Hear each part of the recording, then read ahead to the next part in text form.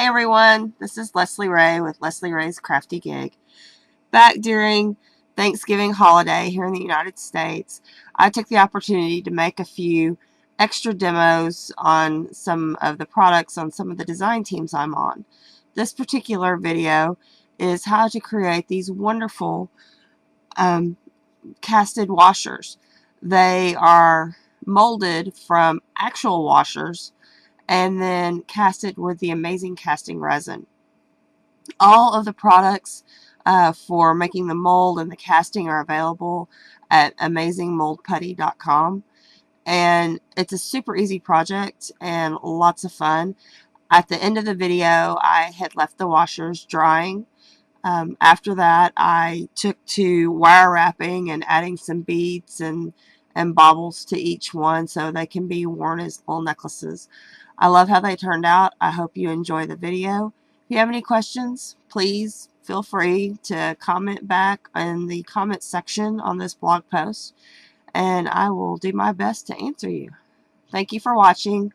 I hope you enjoy the video. Now, some other things that I casted recently, which are very cha-cha, and I'm very excited about, we're going to play with these tonight too, are these bad boys. Can you guess what they are?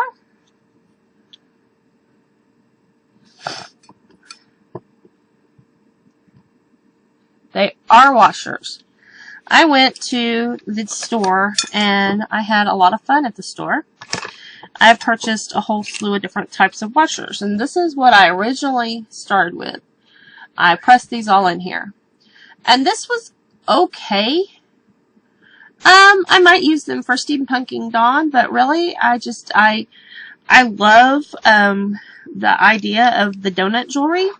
I'm really a big stone fanatic, and the idea of making faux donuts to use for bracelets and necklaces and all that kind of stuff just really appeals to me. And one of the coolest things I ever saw while doing the casting is casting all these faux gemstones. And I purchased, with my gift certificate that I won, I purchased a whole bunch of really cool molds, but none of them, of course, are donut molds. And so this is what I started with. This was the first mold I made. And some of them are not real. Let's see. Let me find one that's kind of just came out. Okay, this one's only had a little bit of sanding. They're not real consistent in their thickness. So, and I wanted to make sure that it was more consistent. And I didn't really like the way these turned out initially. With some significant sanding, they were improved, but still not so bueno. So, I didn't scrap this because this still has a purpose. But what I did is I ended up going back and re-molding these, making sure to mold them with a lip. And so I fill to this lip, and yes, and this peels off real easy. Like this was for the big one, and so, you know, it's on here, it's all lipped in. Oops, sorry, it's on here, and then when, yes, it really is amazing. So when you have to peel it off, I mean, this is a very flexible mold. I don't know any other mold that you can do that with, that it doesn't just go whoa and, you know, fall apart on you. So I made these three of the top 3 sizes, and that's what we're going to play with also. So we're going to do some fun stuff with those. And here, let me pick the ones up that rolled off the table while I was chatting with you. And these are so much lighter than an actual washer. They're more like these big washers. Oh my gosh. You know, wear them if you need a weapon, is what I'm saying, if you use the actual washer, because they are so heavy. And then these you know, are just fun. These are fun. So what I sanded with that worked really, really well is, besides, you know, ye old fingernail file, I sanded with the sanding fabric. It's black and it's really thin grit. Great for wet sanding and dry sanding, but it's just called sanding fabric. I encountered that when I needed some fancy sandpaper for doing Pinewood Derby stuff. So that's what that is from.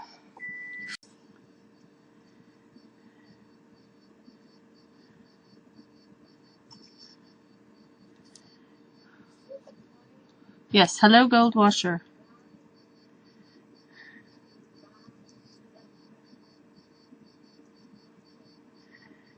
So this is really just a treatment for the back and the sides. And I'm getting this on here pretty thick.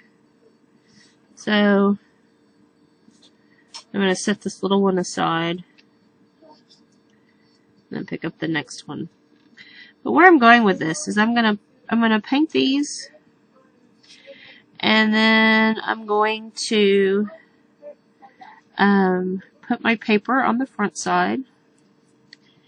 And it's a pattern paper. It's a small pattern paper. What I'm using is the basic gray that I made my house with.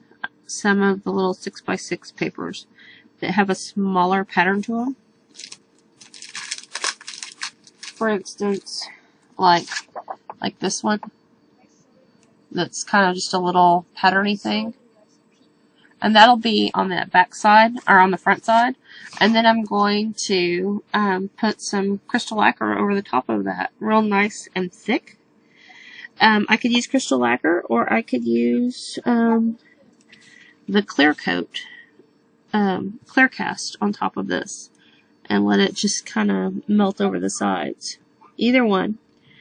But I want to use the crystal lacquer because I know that's going to give me the exact application to where I want it to be.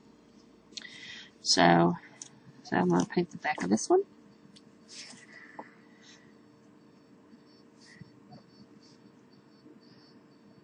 Yeah, I like the little candies. There's a couple different ones. And so what my plan is to do these and stick them on a ribbon, but first do like a little wire bail, and I have some little red and blue or red and green beads, or do some with silver and blue papers, and use some blue and white beads, and just have little dangles up at the top, and put it on a ribbon and make it real, you know, festy like. Well, thank you, Dawn. I think it will look fun too. And again, it'll be a real simple, you know, inexpensive little charm that they can just have for the holiday, add festive cheer. If I was doing a craft show closer to Christmas, like in the next 2 weeks, I probably wouldn't bring something like this. I would probably bring something more, more in the lines of an item that would last, you know, as an actual present. Whereas this might be somebody's present, but also this may be something people would purchase for themselves to wear during the holiday. So that's what I'm thinking.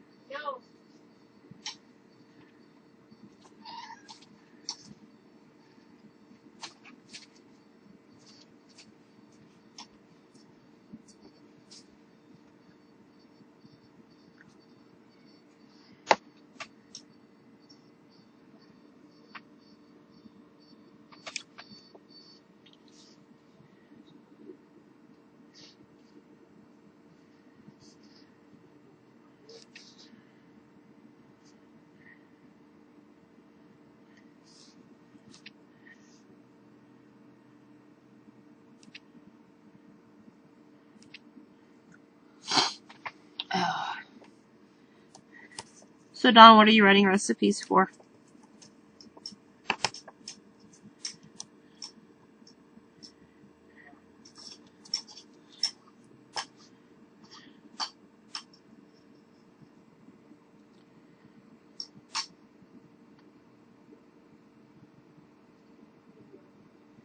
Ooh.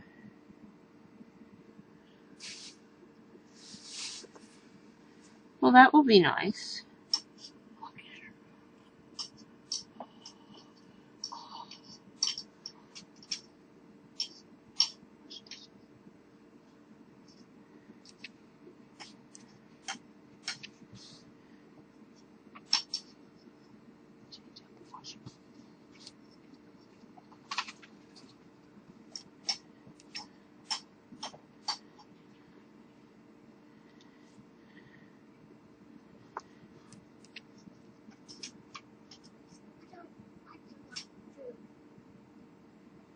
You're having to rewrite them as you often just put ingredients? Ah. Are you handwriting them, or are they going to be typed in so that you can have them on your computer? And you could mass produce them if you needed to. Ah, handwriting them. Well, your guests will appreciate them, or your recipients. Okay, well, I'm destined to just touch this all over, so.